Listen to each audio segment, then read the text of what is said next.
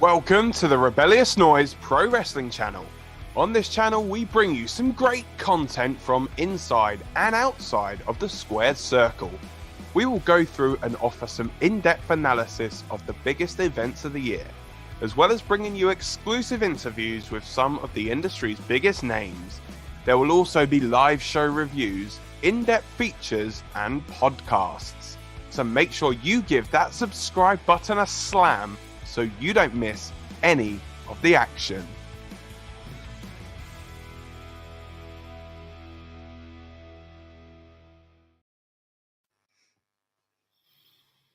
Hey, what's up everybody? It is Dan here from the Rebellious Noise Pro Wrestling channel, and I am joined by Rob for WrestleMania Night 2, WrestleMania Sunday predictions. How you doing?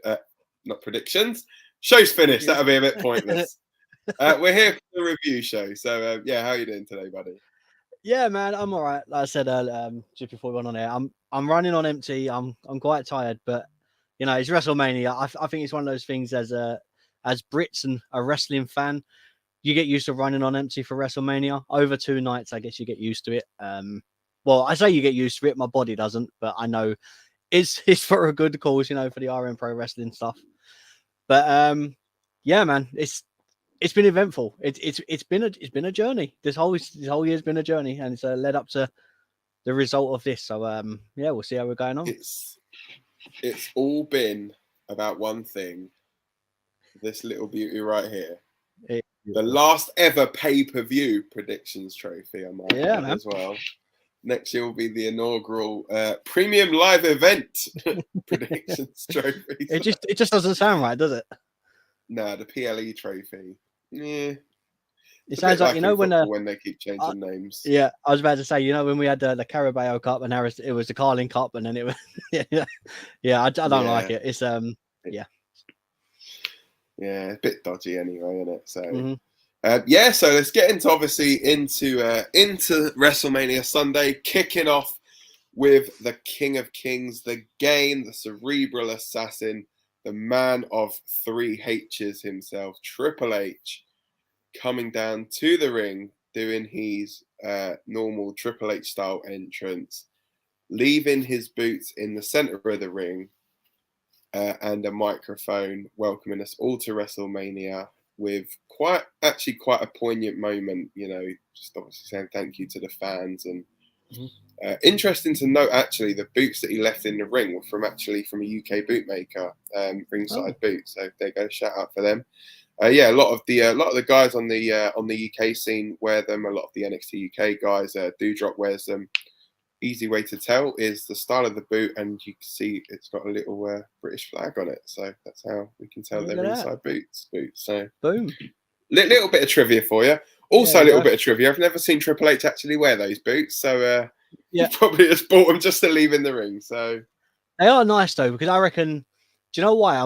My fault, because I see them and I was like, he's never wearing like short boots. But I think if you wear long boots, not that I'm a wrestler at all, but when they've held them up before and they just don't look right standing up because they bow to the side, don't they?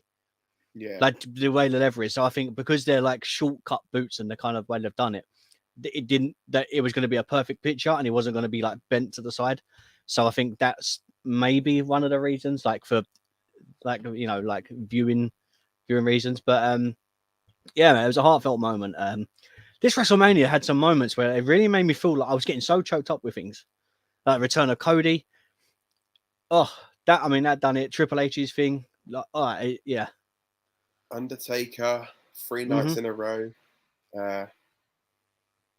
Obviously Stone Cold.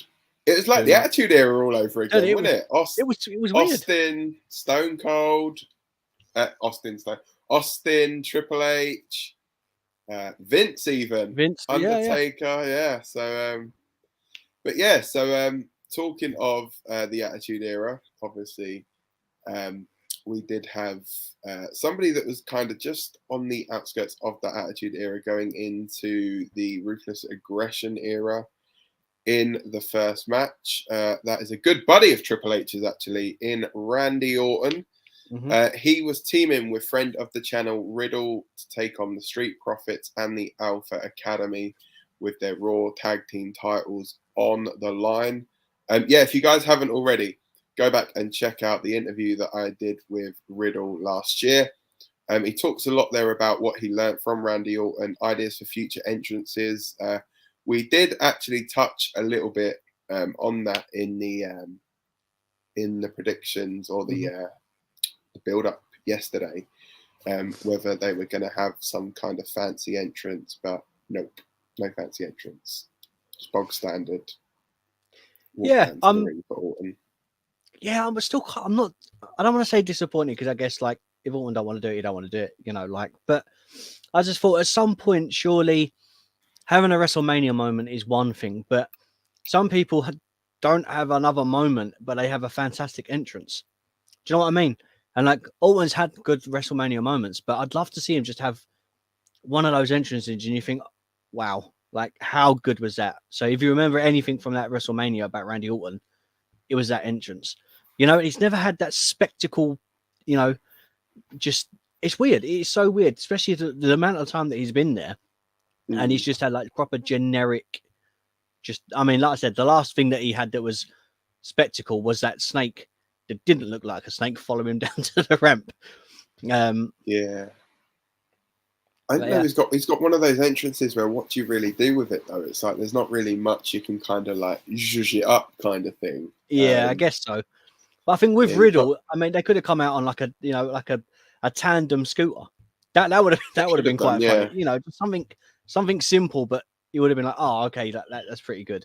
But other than that though, that match was fantastic. It was actually very good opening to WrestleMania. To the Sunday show anyway. It was nice to see as well RK Bro go over, obviously not for yourself because you decided on the Street Profits. Just quickly touching on things. Going into this show, our predictions table, going into WrestleMania night 1, you and me were level on points at the top. Scott and Lucas were both joint second, I guess. And then going into after night 1, you'd overtaken me. You were on 54, me and Scott on 51, Lucas on 48. So it was literally all to play for going into this. And I'd clawed a point back straight off the bat by you. Yeah, I wasn't happy. Going with the Street Profits. Really like lovely kind of show of respect as well at the end in this one with the Street Profits, RK Bro. And then obviously Gable Steveson coming in afterwards and teasing a little program with Chad Gable, which, wrestling wise would be absolutely fantastic. Yeah, I'm all for that. It'd be really good actually. Yeah, because obviously Chad can get the best out of anyone. Yeah, it was weird. It was because they come out at the end, and obviously you had RK Bro and the Street Profits. Then they had the cups. I was like, oh, okay, is this the moment where we get the Street Profits turning heel? Because that could be one of them moments where, okay, they didn't win. They're going to look like they're going to do the face thing and then turn heel and then get booed out, and then they look victorious at the end. And we didn't get that. We actually got a nice moment. Gable Steveson come out. Obviously, then it got ruined by Chad Gable. But then even the belly to belly like suplex that was beautiful. That was done by him in going into like that little bit, as you said, teasing like maybe a feud that could happen in the future, and then just having them all together at the end, drinking out of the cups. It was a nice little. It was a good finish for a match that had like a nice run, and two face teams are going against one heel team. Although they were all competing against each other. Sometimes it's really hard to pull off some chemistry because you don't know who to root for. But this was fantastic. Start to finish, the spots. Really lovely spots. The moonsault, the front flip over the top. False finishes. I always think the best way to start off a pay-per-view is always with a tag match, especially if you get the right people, because they just set the place on fire, and it gets either you ready a tag for or a remote. Or some kind of multi-man. Like I always used to like when they used to do like the multi-man ladder matches. So I've heard literally. I heard something the other day. Someone actually pitched that they make it like, you know how they did like the Andre Battle Royal, to do like the Scott Hall Memorial ladder match every year for the Intercontinental title. Mm-hmm. You know, imagine that kicking off WrestleMania every year, like say a 6-man ladder match for the Intercontinental title. Yeah, I mean, that'd be. I think it's good. a fantastic idea. But Lewis was on night what? I think it was night one. Yeah, night one's prediction. When he jumped in with Lucas and me and Scott just after you'd gone. And we said the thing is, when you have a memorial thing, the first couple of years it's lovely. But then because the shine's gone from it, it fizzles out and it becomes just a generic thing. And Lewis had a really good point. Obviously, he mentioned that it's not something, it's a legacy that you want to try and remember in the right way. But I think he said in a couple of years or something, I think is it WrestleMania 40, that it would, then it would be like 20 years or something from the first ladder match or that match or something like that. I can't remember how many years. But it'd be like a round number of when it would happen, which would be a perfect time to have that as a match to celebrate that. But yeah, I'm all for it, 100%. Yeah, even if it's like a one and done kind of thing, you know, it'd be pretty good. But yes, I guess the Battle Royal thing. It was good because it got people on WrestleMania, but then it's like, what do they?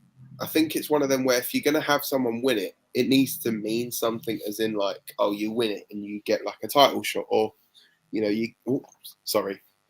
lent on the button, or you kind of either get something, or you know, you get a title shot, something along those lines, kind of thing. But yeah, it's just a little bit, as we say, a little bit overdone. But yeah. Anyway, I think overall though, going back to the match, I think the match was a very good match. Really good to see RK Bro still coming out of it as tag team champions as well. So really, really enjoyed it. And, you know, it went like 11 and a half minutes. So pretty decent start to the show. Yeah. I mean, there's definitely shorter matches on the card. Yeah. Well, someone who's never been called short, actually, is Omos. Nice segue. In the next match. Teaming with, and Omos obviously facing off against Bobby Lashley.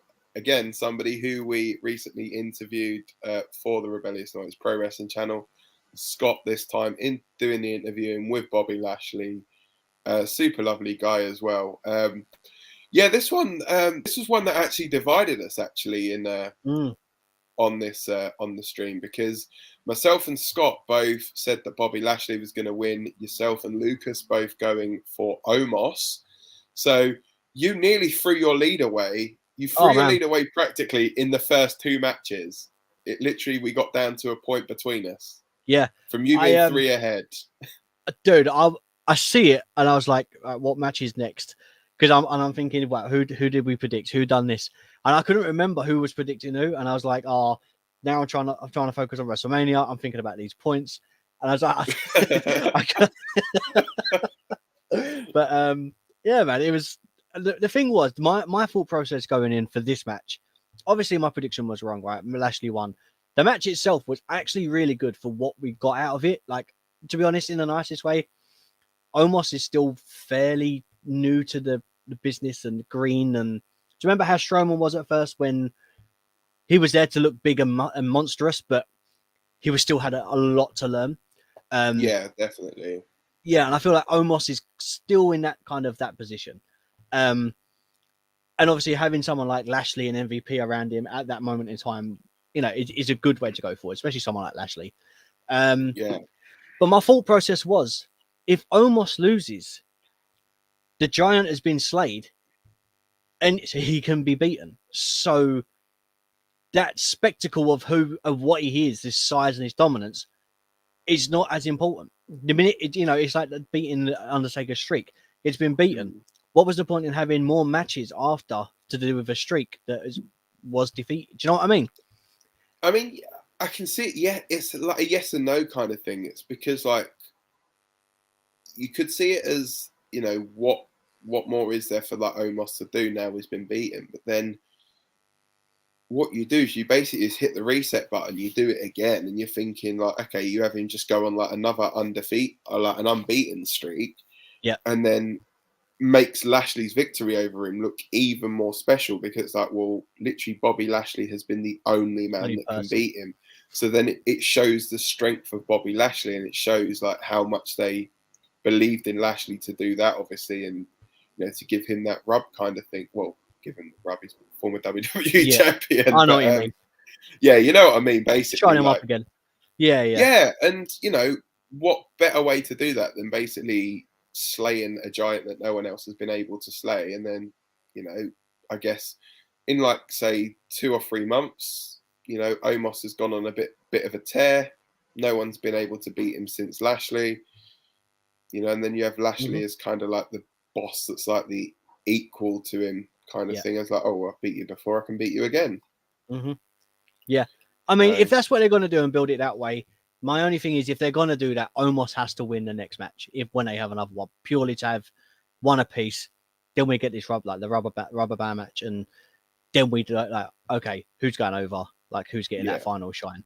But yeah, like I said, the match itself, okay, in my opinion, Omos should have won. Not as a fact of I wanted the point, but I just think someone like Omos, he's not the greatest at doing a promo. He's got his size and he looks dominant. But then if you take that away, because which has now been taken away, my thought was, so what's next? Like, where do we go from here? But if you said like hit the reset button and they do something like that, then maybe it can work. And I'd be happy to see that. But I'm hoping they do that because Omos is something that it'd be a really good big guy because we're running out of them. I mean, Braun Strowman was the other one; he's gone. Before that, Kane and Undertaker both gone. Like Big Show gone.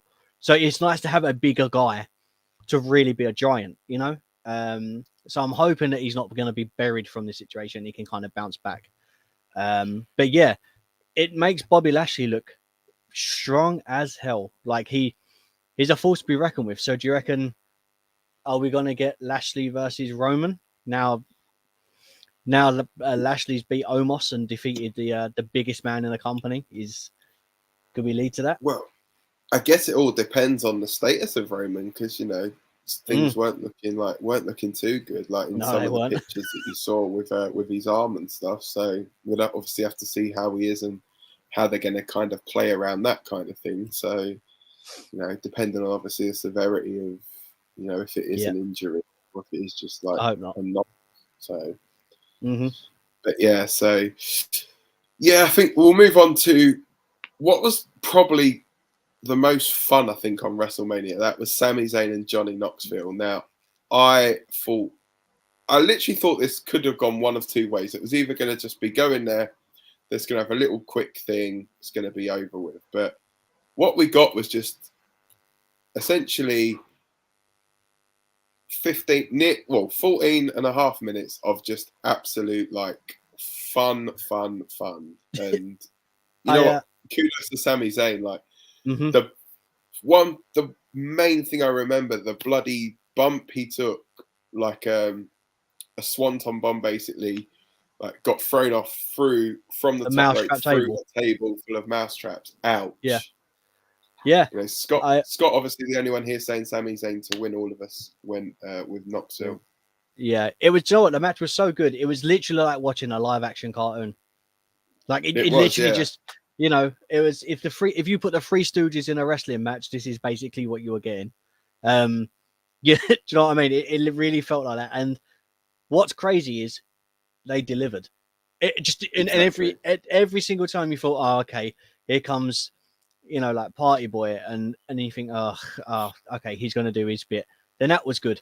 And then they brought out a bowling ball, and then that bit was good. And then they brought out this big ass mouse trap, and like it was just, and Wee Man doing like a scoop slam on John Sami. It's just, what the hell happened? It was so good. Like it makes you know what I loved as well. So funny. I loved how with Wee Man he took WrestleMania and literally coloured the letters out, so it spelled out Wee Man on his shirt. Yeah. It was good.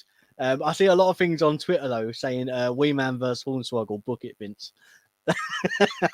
Be a good match, yeah. It'll be funny, but yeah, it was. it's crazy how. Do you remember before we had like celebrities that kind of go there, and you think, oh, they're not going to be a great wrestler, or they're awful. They shouldn't be in a ring and stuff like that. And the night one we had Logan Paul. Then night two we had Johnny Knoxville. I'll say Pat McAfee, but he's a part of the company. Do you know what I mean? But he was brought in separately, if you know what I mean. But man, all the people that are non-wrestlers over the 2 days delivered. Like so over the last couple of years as well. Like even when Bad Bunny was there as well. If it was that last year. Yeah. Before that, Stephen Amell. Yeah. Didn't they have was it Gronk the year before as well? Yeah, he wasn't too shabby. You know, this is the thing. Yeah, it seems like they are actually like looking at people that they feel can actually do something and giving them a little bit of training rather than just kind of being like, right, okay, go in there and, you know, just do the bare minimum kind of thing. Yeah. But yeah, it's definitely improved a hell of a lot in that sense. Yeah. This so watching back the match, I absolutely loved it. I'm not going to say it was match of the night. I'm not going to go that far, but it was probably one of my favorite matches that I've seen in a long time, entertainment wise. And it kind of had like shades and throwbacks to. Do you remember the Hardcore Royal Rumble 2001? Yeah. It just reminded me of that when like Kane was whacking people over the head with just steel bins and stop signs, and Raven was there with his trolley, and Perry sat and brought out a bowling ball, and Blackman with his nunchuck. It was just wild, and the whole thing. Like I said, and it was just lovely to see something like we always get wrestling. We have hardcore matches in AEW and stuff like that, which is bloody and stuff. And I enjoy parts of that. Not so much a lot of blood, but when it's limited and needed, you know, like tastefully done. But this, there was no blood. There was no over the top hardcore moments. It was just silly, wacky, and fun. And I just thought, you know what, Sami Zayn, so many props to that guy. Like, you know, to take a pinfall while being stuck in a mousetrap. You know, is one thing, but to look good doing it, not many people can do that. And he looked like he was having as much fun as the other guys, you know, and I really enjoyed it. It's probably one of my favorite matches I've seen in a while.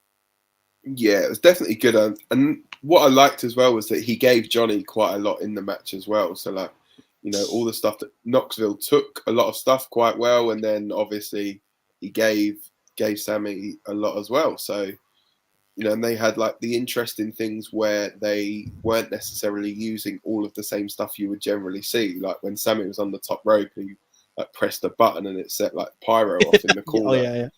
It's like all those different things. It's like it just makes it kind of a unique thing. Yeah. You know, it's like you used to seeing like, oh, you'll have like say a Falls Count Anywhere or a street fight or whatever, and sometimes it does get like a bit boring when you're all you're ever seeing is steel chair, kendo stick, just the same stuff. Yeah. It's like it's different, you know. That it's like, oh, what are they going to do with this? It's like it adds that kind of uniqueness to the match as well. And you know, give Sami credit. He bumps around like a madman for Johnny as well. And obviously Johnny Knoxville winning at WrestleMania. So. Do you know? Yeah, very, very enjoyable match. I just wanted to give you a statistic. Not that it's of that importance, and it's just wild that Johnny Knoxville has a win at WrestleMania. Also, so does Logan Paul, right? In their first year, I guess Logan Paul 2 years of being there. But it's crazy to think that Knoxville was done there. It was there for 6 months or something like that since Royal Rumble, right? And he got a win at WrestleMania. It took Sasha Banks 6 WrestleManias to finally get a win. So like Johnny Knoxville done it in a lot shorter time. It's just crazy to think, do you know what? Wow, like how different it is for the actual guys and girls on the show, you know, and how much loss they take. I mean, I think Sasha's like 6-1. Like she's only had 1 victory at Mania in the time she's been there. That's crazy. And when did that one come? Oh, it came here. There we go. Yeah, so if you haven't already guessed, Sasha Banks and Naomi did become the brand new women's tag team champions, defeating Liv Morgan, Rhea Ripley, Natalya, Shayna Baszler, and the champions Carmella and Queen Zelina. Now, with this one, surprise! Now this is not very often this happens. Lucas, the only one who correctly predicted something. Yeah, Normally he's like with the real out there predictions, but he got Lucas inside saying, information on this. I'm not enjoying that. He Lucas gets bragging saying rights for that. Sasha and Naomi. All of us went with Rhea Ripley and Liv Morgan, who they looked amazing, by the way. Oh man, so good. It's like the way they come out. Obviously, we had Liv Morgan, Catwoman, and then I'm assuming Rhea Ripley was a version of Batman with like the way it was done. Obviously, Yeah, you're limited on what you can do, kind of thing, with that. Not having a cowl and being Bruce Wayne, But everyone, all 6 with 8 women looked lovely. That's one of the things as well that we don't really talk about that much at Mania, but WrestleMania gear.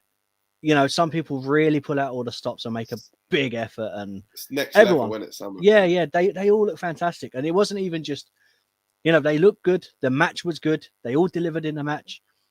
There wasn't a moment where I was like, oh, this is boring. It's crazy to think that about 8 years ago we would have had a match like this just for the sake of a group of women winning, and this would have been the toilet break. And now this is a match that we were like, it's for women tag team championships, and I'm invested in who's going to win. It's crazy how things have changed. Yeah, and I mean so the year that I went to at 35, that was when they had like the first kind of women's tag title match, which was the one where the Iconics won. And even then, it's like to hear the reaction there to the women's wrestling was incredible. And it was like a far cry. So the first WrestleMania I ever went to was 23. And I think it was Ashley Mazzaro, God rest her soul, against Melina, I want to say. Possibly. But yeah, it was literally like just one of those kind of throwaway women's title matches just before the main event, everyone going for like the pee break, and it's like really like a kind of disrespectful role that they put them in. Whereas now it's like you're thinking that on the first night, either of the 2 women's matches could easily have main evented, not just WrestleMania, but could have main evented any wrestling show. Yeah. And yeah, all 8 of these women, I think, did put on a very, very good showing. And you know what? Congratulations, Sasha and Naomi. Let's see what they can do going forward. I think they're being called Legit Glow if we're going on what was on Naomi's kick pads. I like it. Legit Glow. And it was nice as well, the fact that Sasha came out in a car that was the same color as Naomi's gear. Literally was watching it, and my partner was like, yeah, I hope they don't try and drive that car down the ramp. Literally at one point it didn't look like Sasha was gonna stop. So but yeah, no, I think as we said, like, it was a very good match, and well deserving winners, and hopefully we get a decent run now with the tag titles, and hopefully we see some new challengers emerging. Yeah, it'd be good. So yeah, let's move on now to Edge versus AJ Styles, a match that I guess many people would say has been years and years and years in the making. Like, both men made no secret of the fact that they would want to face each other at some point. And I do have a gripe with this match that I'll get into in a minute. But Edge's new persona, I really like it. Yeah. Not a massive fan that he's got rid of Metalingus, because that made me pop every time. Yeah. Like that he stuck with Alter Bridge. Again, looked incredible.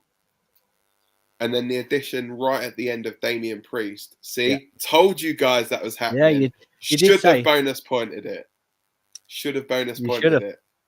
And Damien Priest, obviously another one who we interviewed. I really like Priest's look as well. Like the gritty look with like the beard, and what he was wearing as well looked incredible. But, I'll get the gripe out the way now. Yeah, go on. Every WrestleMania, you do not need to have Edge have a long bloody match. Yeah. Why is he going 25 minutes nearly again? Every year. Edge can easily have a 10-minute match. Why give him a long match every single year? Longest match on the entirety of WrestleMania. It felt long, didn't it? Like, it was 24 minutes. The second longest match was Seth and Cody at 21. Then you had Bianca and Becky at like 19. The main event of the entire show, the biggest match in WrestleMania history went half the time Edge and AJ did. Yeah. It's crazy. It's crazy. I mean, look, if let's say if Edge was, if this happened 10 years ago, I don't think we'd be griping because it'd be a different style of match. I don't think we'd have that issue. But I think recently the long Edge matches, I just don't think. Okay, look, Edge is there and is a spectacle when he's there. So we don't need him to have a long match for it to be a spectacle when Edge is that thing that we're going for. As you said, he can have a 10-minute match and be fantastic. You know, he doesn't need to do too much. I'm not saying that we need a greatest hits of Edge. Not yet anyway, but we're on that road. But yeah, you're right. You don't need to be that long. It could have been 15 minutes and still delivered. But the match itself was good. I did enjoy it. There was a few flat spots. There was moments and I was like, come on now. Like, did we need to see this? It's weird how this match felt for it like it took forever. But the Seth and Cody match felt really quick, and it felt like it wasn't as long as you said. It was like 3 or 4 minutes, like less. It's crazy how that works. But yeah, that aside, Edge's entrance absolutely phenomenal. Not that I want to steal it from AJ Styles, but man, what an entrance! That coming up through the fire, like brutish, walking down some steps. It was like he was who was it? Someone announced it was like he was walking down from his kingdom to face someone. I can't remember who on commentary said it, but the visually pleasing, fantastic entrance. The look on Edge was fantastic. The only thing I didn't like about Edge, his gear, was the purple. I just felt like it was too Undertaker-ish. It could have been like a deep maybe red. It was deliberate though. Maybe I think it was like a little in honor of Taker. Yeah, I mean honor, like he's like as a mark of respect. There, a mark of respect. Yeah. I mean, which I'm assuming is gonna be, but the only thing I would have changed literally about Edge's like gear, it would have been instead of it being like that purple, it would have been like a deep red, like proper like dark claret, because it would have been a nice, because it would have worked well, and kind of gone for that like bloodish look that they're going for. I'm intrigued though because it was weird. Damien Priest kind of just come from nowhere. Yeah, like it didn't do anything either. Just like distracted. It just stood there. Yeah. And AJ as well taking a spear out of midair. Oh, really nice finish to the match. Nice finish. Well. Yeah, and then we got this beautiful moment. I always like when something's growing, or you can see like, okay, this could actually work. Priest getting in the ring, and bending the knee to Edge, and then they'd had this pose with one arm out and then one crossing the other. So I don't know if that's going to be something that's symbolic, and that's what they're going to do going forward, like this little like kneeling pose thing. But I loved it, so good. And as you said, if a faction's going to be there, if there's anyone that can help run a faction and knows about sort of tag team wrestling and all that, it's going to be Edge. I mean, he's done it with Christian. He was with Gangrel. They understand this sort of stuff. He's got knowledge and wisdom that so many young guys can just thrive off and soak up like a sponge. So if you're going to do it with anyone, Edge is a perfect person. So yeah, I'm looking forward to seeing what happens next. This is going to be interesting. Should be very interesting indeed. And then talking about stables, two men who know a thing or two about stables, Xavier Woods and Kofi Kingston taking on Ridge Bloody Holland, Sheamus, and having, well, I'm not going to call him Butch, having Pete Dunne in their corner. This went 1 minute and 40 seconds. I think they've done these a bit dirty, to be honest. Twice. I loved Kofi and Woods coming down in the singlets like Big E and having like the short boots on like Big E. Yeah. That was really nice. But come on, I mean, you look at some, like, surely you could have literally shaved off like 5 minutes off that Edge and AJ match to give these guys, at least like 6 or 7 minutes, So I just feel as though, considering Kofi 3 years ago was becoming WWE champion. Big E was WWE champion not so long ago. Woods is king of the ring currently, and yet they're doing him dirty by giving him Well, by first cancelling their match and then giving them 1 minute 40 seconds at WrestleMania, when something that happened at the end of the next match that we'll get to lasted for 3 minutes and 45 seconds. It's like, yeah, you know, you need to get your priorities straight, guys. You know, it's just a bit. Yeah. It did annoy me. Yeah, there's not really much to talk about in this match either. You know, I think we've probably spoken about the match longer than the match actually went on for. I'm sure if you combined the entrances of New Day and Sheamus and Co., that was longer than the entire match. You know, but I mean, Sheamus is no stranger to short WrestleMania matches either. Daniel Bryan, yeah, you know. But look, I mean, we say that, but I mean, after that, Daniel Bryan went on to, you know, win twice at WrestleMania, you know, in one night and become a champion. So, you know, swings and roundabouts. It's one of those things that, you know, I'm sure Kofi said, like, as a wrestler, you get the highs and your lows. Sometimes you get the highs, and sometimes you get the lowest of lows, and that's one of them moments. But, you know, we're still a fan base for the New Day. We all pick the New Day. You know, nothing's going to change. I think it would have been different if Big E was there, because I think they would have got their match longer. But I think because of, as you said, time restraints and things that they didn't need to do, you know, they missed. But I mean, it annoys me because, yeah, okay, they could have shaved time off of the Edge and Orton. Sorry, they could have shaved time off the Edge and AJ match, but they didn't. But then if they were going to do that and they knew they were going to give them a short time, that's what the pre-show's for. Now, why don't they just put them on a pre-show? Let them have time and, you know, get the fans ready. You know, I mean, the only reason I feel like they let them come out anyway was to do this, you know, homage to Big E with the attire. You know, that literally that's what it felt like. I mean, the attire was lovely. Again, it was another one of their moments when they come out and I got choked up by it. Obviously, you know, it's what's happened with Big E and, you know, the neck injury, and, you know, we're hoping that he's healing up well, and, you know, when he gets well soon, as we said, me and you said, you know, we want 100% back Big E, not 75%. You know, he don't come back too early, come back when he's ready, and he knows he's ready and stuff. But, you know, Woods and Kofi can, you know, they can keep New Day rolling without him. They've done like things like that before, so, you know, they can do it again. But it's not fair on them being done dirty twice at WrestleMania as well. You know, it's only to think like a couple of years ago they were the hosts of WrestleMania. Like exactly, yeah, it's madness, absolute madness. But yeah, 33 wasn't it? They were the hosts when obviously the Hardy Boys came back. Yeah, 35 was when Kofi won the title. Kofi Mania. Yeah, it's just I don't know, man. What literally, like, these guys have pretty much carried. These and the Usos have pretty much carried WWE's tag division in the last 10 years? I'd say 10 years, yeah. The last 10 years, they have been the constant people there, you know. And maybe that's what it is, you know. Maybe they've said to Vince, you know, look, you know, we've had our moments at WrestleMania. Give some of the younger guys an opportunity, but then you're giving a lot of time to kind of Edge and AJ, who again have both had their WrestleMania. They don't need that moments. time. They don't need it. I mean, if you were going to do that and you did want to have that time, then look, I want to jump ahead. But even the Pat McAfee and Austin Theory match, that wasn't the longest match, but dude, that delivered. Yeah, just over 9.5 minutes. So, I mean, we'll touch on that now, actually. So, yeah, going on, obviously, Pat McAfee and Austin Theory.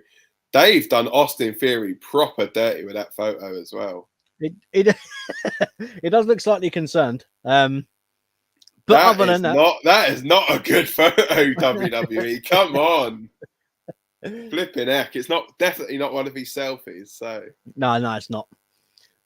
But what a match. Oh. Yeah. I mean, bloody hell, like Pat McAfee. I know. It just continues to amaze you every time. Like, one of the things I remember, like the standing, like essentially jumping from the top rope from nothing. It's like, how on earth you're not a wrestler and yet you're doing all of this stuff, and it's just incredible. Like, so athletic, and you know, these two had a really, really good match. Yeah. I mean, this is one of their matches where you can literally pick. You can't pick out one spot and say, "Oh, that was incredible." I mean, highlighting a few. The swanton, obviously that missed, but what a swanton! Oh, how beautiful! Like what a thing of beauty! Like that swanton was. Then when they were back on the top of the turnbuckle, and then Pat McAfee done the backflip and like, landed on his feet, then jumping up again. You know, the superplex. Just you don't expect that from someone that isn't a wrestler. Okay, yes, he's an athlete, he's done football and stuff, but what you don't expect that. It's one of those things, as we said, like Logan Paul last night. Oh, sorry, the night before. Just sometimes you get so amazed by people. It was so good, you know, and I'm glad he got the win. It was I like the fact that it was not a scrappy finish, but it finished on a roll up. They didn't have to have a finishing move and stuff like that. It was a nice and simple build. The whole story was great. And it was a nice pinfall. I love the fact that he had his moment. His entrance was fantastic, coming out with the cheerleaders and kicking the football, and it was good. It was so good. Like that was, if he never has a WrestleMania moment, and he's got that one, man, incredible. And do you know what? The thing that really hit home for me about that was Michael Cole on the commentary. Like, the job that Michael Cole done commentating this match was phenomenal. You know, the excitement, and I feel obviously we've done commentary and stuff before for other wrestling shows, and we spoke and all that. Obviously, I've never done it live. I can't imagine the amount of stress they have doing that, especially with Vince there at ringside. It must have been nice not having him in your ear constantly. Yeah, maybe. But man, Michael Cole was so excited. He was on his feet. You know, his voice was cracking. He looked like he was having fun watching, as he said, one of his best friends perform.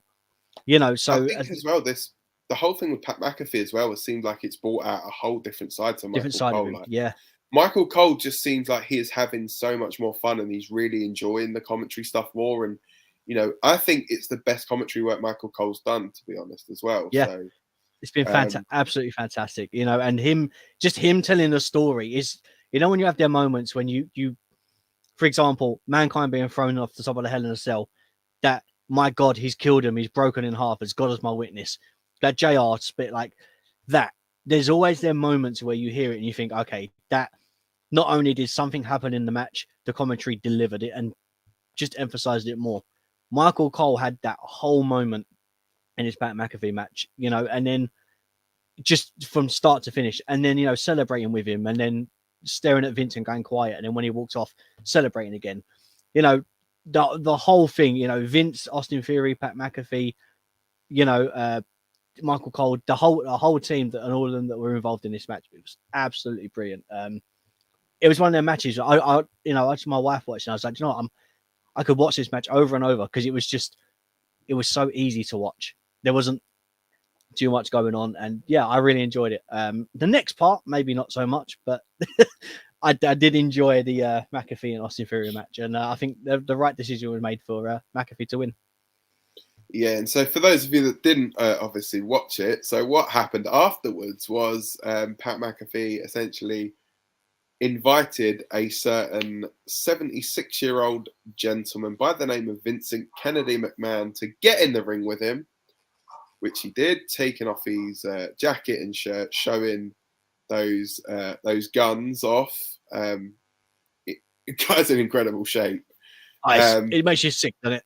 How good of a shape he's in. Yeah. He's in like way better shape than I've ever been in. But yeah, 3 minutes and 45 seconds. So basically it just looked like they were just going to have a little face down. And then for some reason there's a referee in there. And then the bell rang. Yeah, okay. And then, Vince ends up doing a low blow and then pinning Pat McAfee. Vince McMahon gets a victory at WrestleMania. And then Stone Cold Steve Austin comes out. Another massive pop from the crowd. Sinking a few beers with everybody. Mm-hmm. And we can't not talk about the best Stone Cold stunner ever. Austin Theory took the stunner incredibly. What a bump. What a sell. Have you, I'll have to try and find it. So many things were running around on Twitter on that. But there's this video. Theory takes the stunner, right? and there's this cartoon springboard noise. You know when you actually go, and it hit that. I laughed so much seeing that, and I should have saved it and sent it in the group chat. I'll find it again.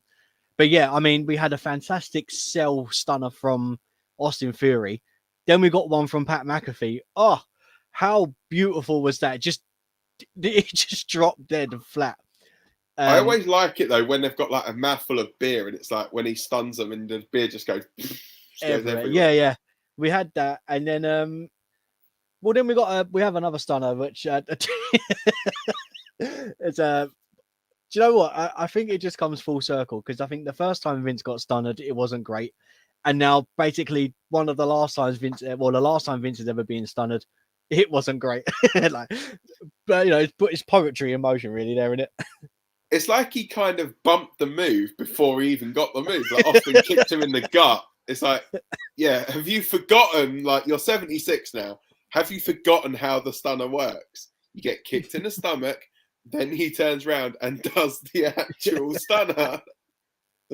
But oh man, it was hilarious. Like if you haven't already seen it as well, go back and watch Mick Foley's reaction to it. Oh, Mick it's Foley so funny, isn't it? Just howling with laughter.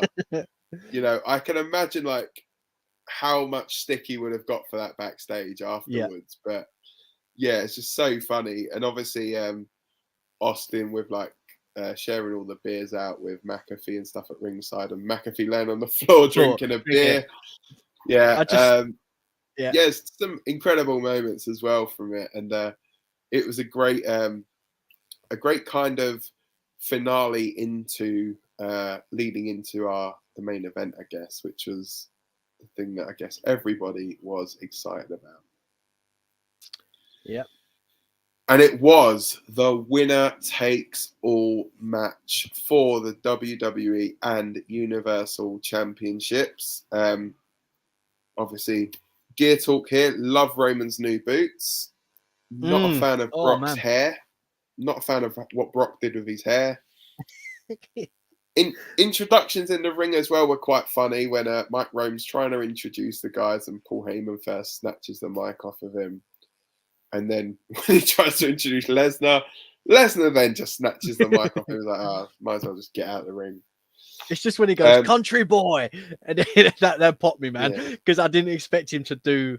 I thought he was going to imitate Paul Heyman the way Heyman always does it. And it was like, I don't know if someone went, this is what you're going to say. And Brock was like, I'm just going off script. Because it just felt like he had no filter. It was brilliant. Yeah. I don't think anyone's going to tell Brock Lesnar what to say. They'd just be like, there's a microphone. Just say what you want. Yeah.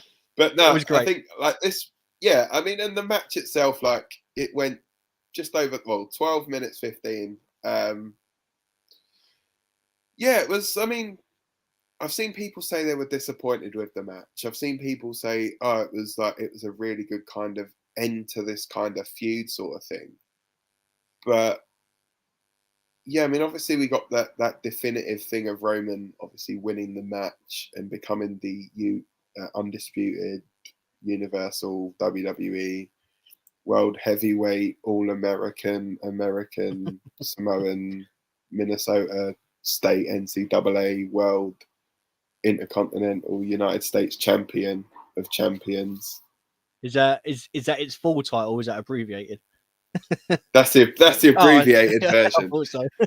the reigning defending. But I guess Roman obviously winning, but I mean obviously we're not too sure as to like if it's like a work or whatever, but the seemingly legitimate injury to Roman, because I mean if we've looked at some of like the stills and stuff, like it looked like in the Kimura.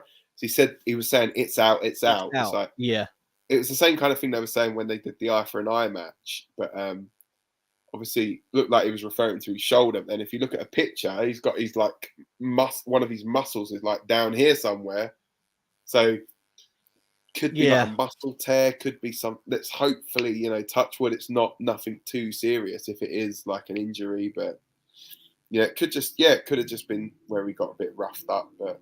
Yeah. My thing is that people can either, cheer or boo Roman, do whatever. You know, there's people that I'm not a fan of. For example, I wasn't a fan of Riddle. I'm not a biggest fan of Ronda, but you know, their safety and well-being, and when they're in the ring, they put their life on the line to give us entertainment. So my thing is, look, whether I like you as a wrestler or not, that's irrelevant to the fact that they're healthy. So, you know, we said it about Big E. So if Roman has suffered an injury, it's a damn shame, because it's probably one of the greatest runs we've seen from a heel wrestler as a champion for a long time. So I'm hoping it's just roughed up and it's a battle wound. Obviously we'll find out more over the next few days. Basically my thing is, we'll know if it's something serious when we have an emergency podcast talking about the fact that Roman may have to relinquish the title, which I'm hoping doesn't happen. I really hope that doesn't happen. Just literally because I've not got time to be sitting and doing another one. That's why. But no. In all fairness, hopefully he is okay. 100%. I guess we'll find out more. I guess tonight anyway. You know, is he going to come out in a sling? And because he did look like he was having a bit of trouble lifting the title up. But then is that him just selling it? The fact that, you know, he's been in the Kimura and, you know, possibly. I mean, even the spear into the Kimura, boy, that was beautiful. Like, it was so unexpected, because the spear was hit, and I was like, oh, that's it. Like Brock's gonna roll out of the ring, you know, as they do. Then all of a sudden, Brock's face is going purple instantly, and you know he's in a Kimura, and I was like, oh my god, this is. Honestly, for a minute, I was like, Roman's gonna tap. And I was like, please don't tap. And then there was this subtle thing when, as Roman gets close to the rope, and Heyman just delicately pushed it forward so Roman could get his hands on it. Like, and the good thing was, what I liked about it was when they showed the replay, Michael Cole said, I didn't even see that, which really sold the fact. It was so subtle, wasn't it? As well? Yeah. It was so good. It was like, if Michael Cole didn't see it and he's got his eyes on it with a camera, the ref definitely wasn't seeing it, which is what I loved about that moment. You know, the spear to the back, that was a bit weird. It kind of, I was like, oh, okay. But just loads of spears, Superman punches, suplexes, you know, both of them smiling, both of them being in pain, refusing to give up. Hey, look, we were going to have basically two guys just hitting each other with all their finishers, and then one of them finally getting the pinfall. That's what we knew what we're going into. People moaning, you knew that's what we were getting. Yeah, it's never going to be 7 stars in the Tokyo Dome, was it? No, exactly. You know, you weren't going to be going in and seeing like all these like flips, and you weren't going to be seeing like Canadian destroyers off the top rope. No, you were literally just going to go. Was it 2 meaty men slapping meat? Exactly. What they say, isn't it? Yeah, it's just 2 men that are going to go in there, beat the heck out of each other. One of them's going to come out with 2 championship belts, and it delivered. It done what it needed to do. That was Roman Reigns. So, and the reigns of terror continues, I guess. We'll see. Obviously, if they use that line, copyright that, because you heard that here first. You know, I'm not having them still stuff them, you know, our Reb Noise. That's not fair. But they've got enough trademarks themselves. Exactly. Yeah. Well, we'll cease and desist them if that's the case. But yeah, to be fair, we'll allow them, because they do very kindly let us use their images for like. I guess we'll see. So we'll scratch your back, you scratch our backs, kind of thing. So. But yeah, I mean, as I said, I hope he was selling, because like Roman had his arm on the rope, and it looked like he either popped it back in or he's stretching it out or whatever. Lifting a championship, it looked like he was a bit in pain. You know, when it was in the ring, when they got outside and it was on the ramp, he looked more comfortable lifting it. There's an image though that I really want to see it. So Dan, if you can find it, send it over to me. But it's this moment where Roman's got both of his arms out like he's in a cross. And Heyman's behind him, and a WrestleMania sign's there. And I don't know if most people realize it, but Roman keeps calling himself he's a wrestling god. Like he's a god, right? And I was like, do you know what's great? The fact that, for Christians, obviously Jesus and all that sort of stuff with his arms out and stuff, you know, being the person that's, you know, the greatest of all time. And now Roman's doing the exactly similar pose with no cross, holding both championships. And I was like, if that's a subtle little thing that popped to me, and I was like, incredible. Such easy imagery without having to say anything.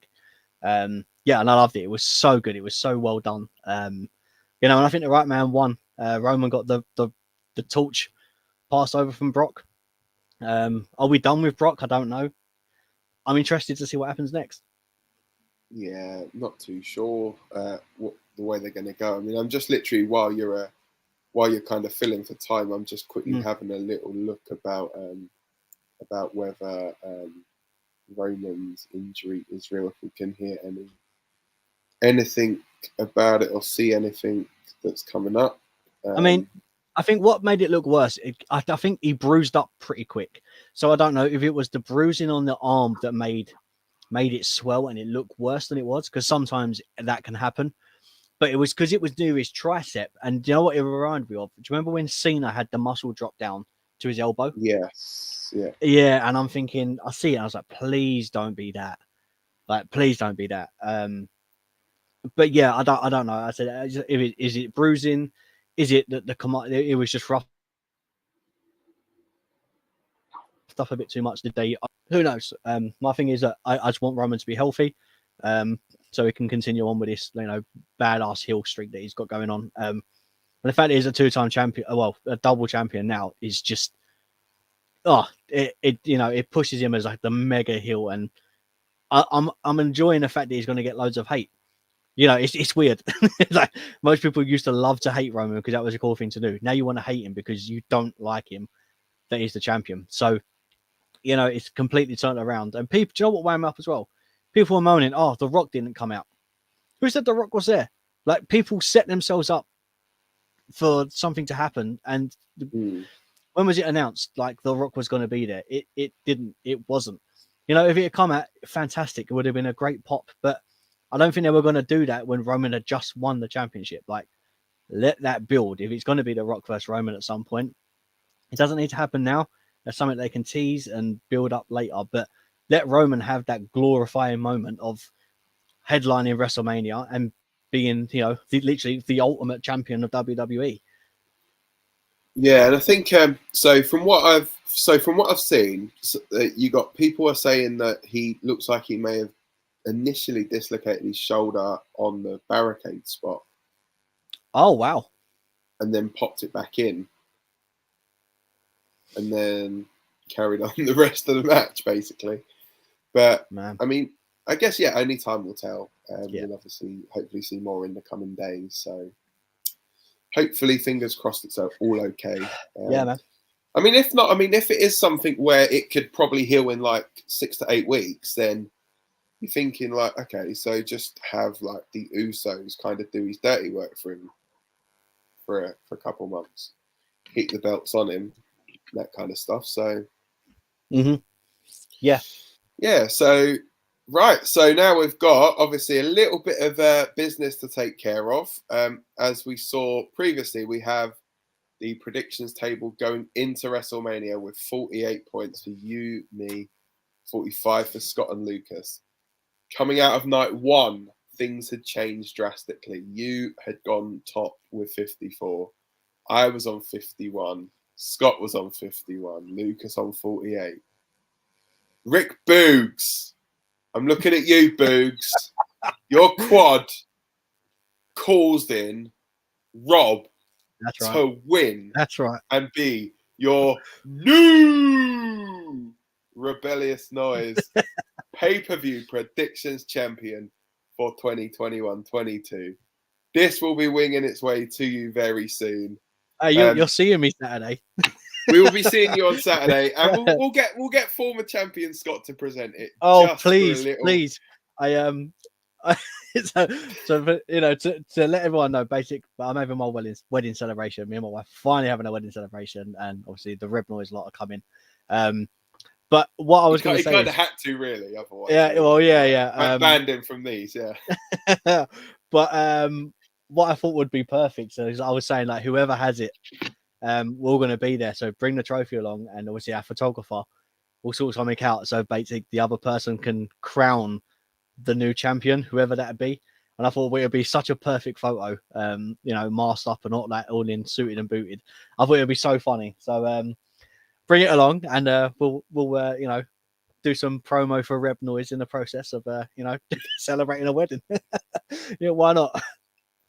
Fair enough. Yeah, man. So yeah, I guess we can't really. We'll end on a good note. Mm-hmm. Obviously, with you getting married, so yeah, many congratulations for you for that. But yeah, that has been obviously the WrestleMania Night 2 review. I wonder what we are going to see tomorrow night or tonight now, I guess, on WrestleMania. Well, the Raw after WrestleMania traditionally is one of the biggest nights of the year. Finally, we're going to see Veer Mahan debut, potentially. So, I bet he doesn't now. After all that, I bet he don't. Don't know. I reckon he'll just come out, he'll have his moment and go back again. Probably, I don't think he's going to do anything. Or they'll literally do like, we're going to do a draft tonight, and he gets drafted to SmackDown. You imagine? Be the most WWE thing to do. That would. But yeah. So anyway, thank you, Rob, for joining me for this. Thank you guys at home for watching. If you are watching on demand, don't forget you can like, share, and subscribe to Rebellious Noise on all of our social media channels. And also from Lucas and Scott as well. Thanks a lot, guys, for tuning in over this past year for the Rebellious Noise predictions. And we look forward to bringing you the Rebellious Noise PLE predictions for 2022. And that will go all the way through to WrestleMania 39, which will be the most stupendously Hollywood-style WrestleMania 2-night thing in history. So, yeah. With that being said, we are going to get on out of here. We have rambled enough. But yeah, hopefully you guys enjoyed the show. Take care. Oh, take care, and we will see you soon. Take care. Bye for now. Bye. Welcome to the Rebellious Noise Pro Wrestling channel. On this channel, we bring you some great content from inside and outside of the squared circle. We will go through and offer some in-depth analysis of the biggest events of the year, as well as bringing you exclusive interviews with some of the industry's biggest names. There will also be live show reviews, in-depth features, and podcasts. So make sure you give that subscribe button a slam so you don't miss any of the action.